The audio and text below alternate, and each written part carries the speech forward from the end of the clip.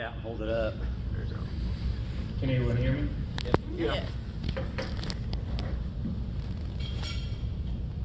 We hold these truths to be self-evident, that all men are created equal, that they are endowed by the Creator with certain inalienable rights, and that among these are life, liberty, and the pursuit of happiness.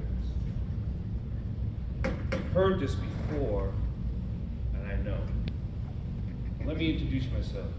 Most people know me as Grandmaster Dyer. I'm also called Dr. Paul.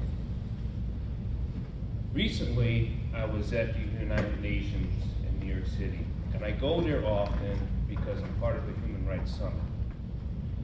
And in that summit, there's reports being given about the atrocities around the world, whether it be human trafficking, whether it be child labor, and anything you can absolutely name. It's still going on from one corner of the globe to the other. Now in this, you also have consequences that happens in these endowments and in these countries. You have children trying to come up and out of themselves. You have families trying to recover from brutalizations of their lives.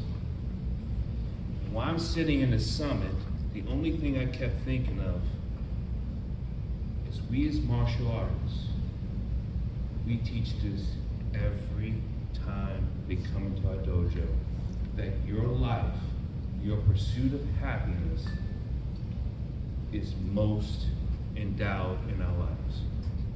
You do that every time you touch a child or a student. You give them the pursuit. You give them liberty. You give them honor. And no matter where you go or what you study or where you have been, as martial artists, I want to say thank you for allowing this to continue through our heritage and through the practices you are giving people. I teach a lot of emotional sciences. And in emotional sciences, we're talking about what you're thinking, about how the body reacts. And in martial arts, I'm going to say thank you again. Because as martial artists, you don't have to know the science of it because we have the dedication of it. We have the pursuit of it. We have the liberty of it. We have the life-giving sciences that we've been doing for thousands of years.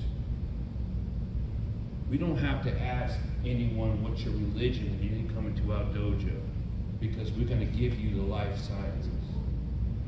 We don't have to ask you if you're going to pursue to be happy, because we guarantee you that your dedication, your honor will give you that pursuit. You will find that happiness. As martial artists, this is what we do.